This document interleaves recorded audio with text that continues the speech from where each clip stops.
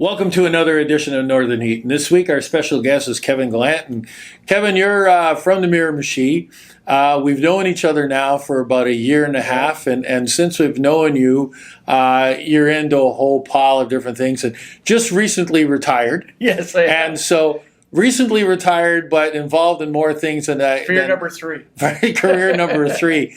So one of the things I want to talk to you about today, because we could talk about a multitude of things and be here all day, but one of the things I want to talk to you today is about clean energy, renewable energy, climate change, and you've kind of got a different spin to all of this. Yeah. You're doing some consulting for people, but what I like about the work that you're doing is that you're doing some grassroots stuff before and some bootstrapping, if I can call it that way, It is. to start off. So why don't you explain to me a little bit about what you're doing? Okay, so I'm a professional engineer in the Northeast, and what I've learned through many years of business development and my own roots is you've got to walk the walk, and so boots on the ground is another term people use. So I've been into solar, micro hydro, and wind even since I was a kid, and I won a couple innovation awards provincially through my last employer, and I know what it takes to help take a product and make it benefit the communities. And with climate change literacy, which understanding clean energy and understanding all these electric vehicles, and ultimately, how does someone in a rural province like us benefit from climate change to help improve climate change, our own portfolio? And it starts with the leadership. And unless we start young and teach kids, which they don't learn in the curriculum now, is to learn about solar, the return on investment, that there's differences in putting a solar on a roof and on a ground mount. Okay, and on PEI you see ground mounts everywhere. In Shediac they're doing a ground mount. We have some new companies in the north that are doing ground mounts for EV charging stations. So things are coming, but we need it to come faster. Scotland are now 100% off grid, which means they have 40% offshore wind. They have 56,000 solar, 500 micro hydro. We have 5 micro hydros.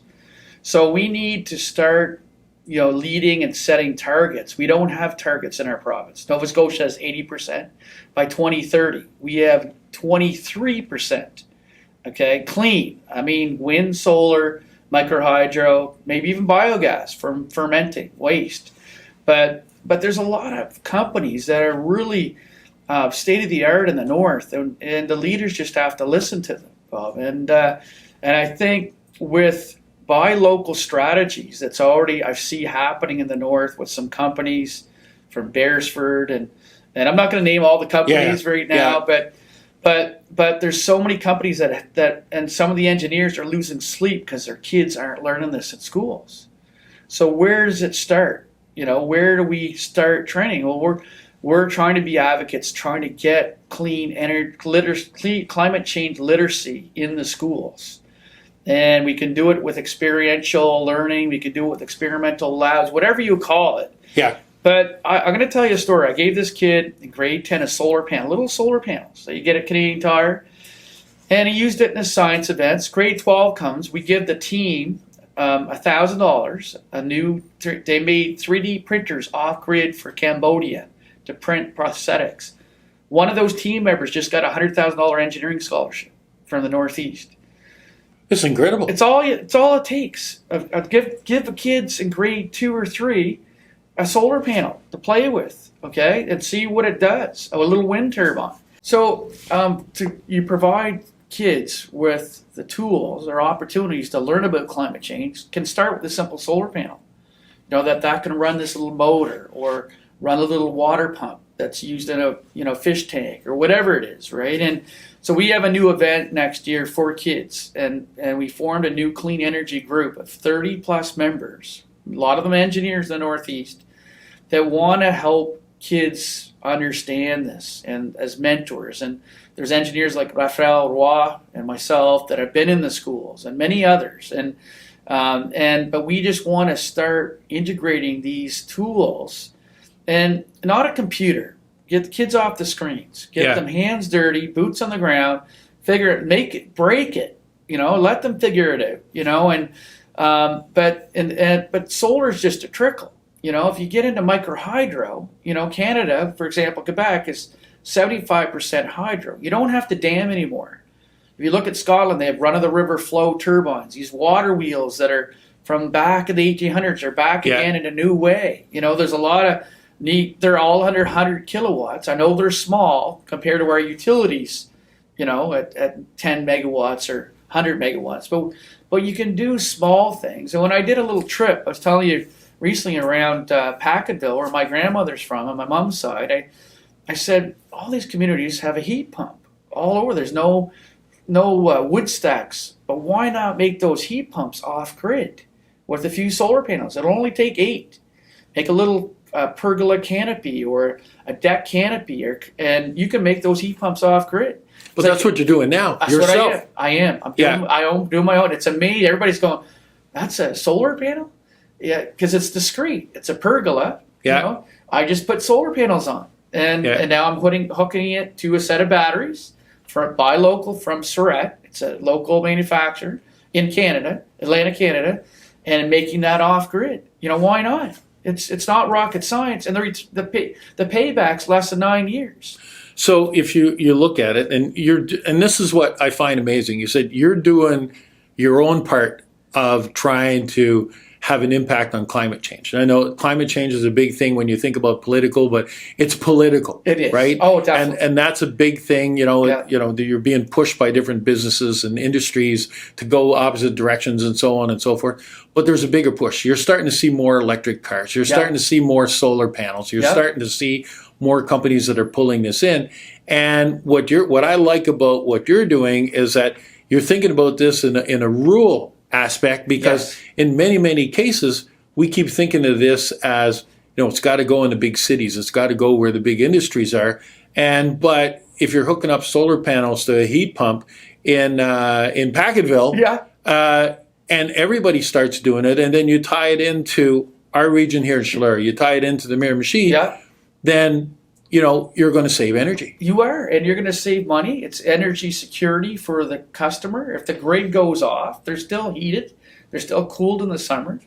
And then what's really interesting is that we have so much land in the province that's unutilized. And I just got a grant to do a 2 megawatt solar floating farm in a marshland, like a boardwalk. And there's a company in the north helping us out. There's a couple companies, and it's basically a floating solar farm. And but the actual platform becomes a waterfowl platform for ducks. So you can actually complement nature. And so we're doing a social innovation strategy to show kids how this works right in your parking lot. So literally in about 2 months, we'll have this displayed, and anybody wants it in a parking lot, showing this solar pod on a floating farm in a marshland. Well, Kevin, if there's something that I've got to know about you, is that you're not just talk. You actually get things done. Exactly. And it's rare that you find people like yourself that do both very well. Thank you. You talk about things, and you're got your hands full and your fingers and toes and in more than one pot, but you're actually doing stuff. And so if you were to leave a message today with the people that listen in to the Northern Heat, what would be the message you want to give them about climate change? It's a tough one because, I was at a business meeting last night and climate change wasn't brought up, but it's a part of everybody's portfolio. How can you understand climate change enough to increase your portfolio in climate change, whether that's clean energy, recycling, living shorelines, which is plant restoration. There's a lot of things you can do. But what is your portfolio? And if you have a mission, there's got to be a group nearby. There's 15 green groups in this province of New Brunswick. They rarely have time to talk to each other, but you can work with those green groups. And if you bring the communities together, you can have a community portfolio, climate change, that will succeed way over the rural or urban areas like Fredericton, Moncton, St. John, or Toronto. We have the space, we have the resources. Why not use that to our benefit? We do now when it comes to nature. I mean, you couldn't get a better place to live as far as quality of nature. But now we have to look at things like clean energy and recycling and a few other things to help support that portfolio. So if somebody wants to get a hold of you and your Yeah. green group around the area because they're interested and they want, because there's been groups around the Chaleur region that have worked together, and They I'm sure have, that, yeah. that you've done some stuff with them too. And a lot of them, it's dealing with public transportation and so on and so forth. But what you're talking about is well beyond that, and a number of different things. So if anybody wants to get a hold of your green group, how would they do that? The best way is that I because I'm targeting youth clean, I've started a new portal in August. I launched it called masterbuilderbooks.com. And I want everybody to be master builders of climate change. And whether it's building your kids to understand it, to building your own solar pergola with off-grid, to an EV charger in your home. And if you go to that site, you'll find all about me and my new book called You're Lucky If Your Kids Go Outside, because I want kids to get off their screens more. They're not getting outside learning about microhydro or solar. Absolutely right. And so if you go to that site, that'll lead you to me. Just all my information's there. I'll connect you to the right group, the right watershed group, the right engineering group, the right a coastal engineering group. If you have a coastal erosion, I know groups that are doing that now for climate change with plants. So it's really exciting to be a part of it.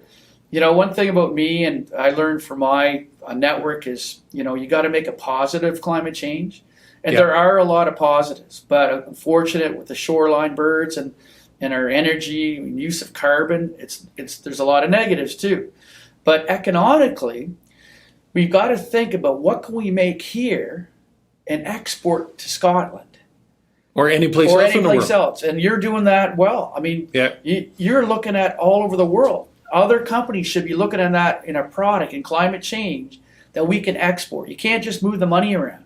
We've got to find ways to sell over abroad, sell south, the U.S., our products. And we have a lot of brilliant people in the north. And let's use that, work together, build together, master builders of climate change.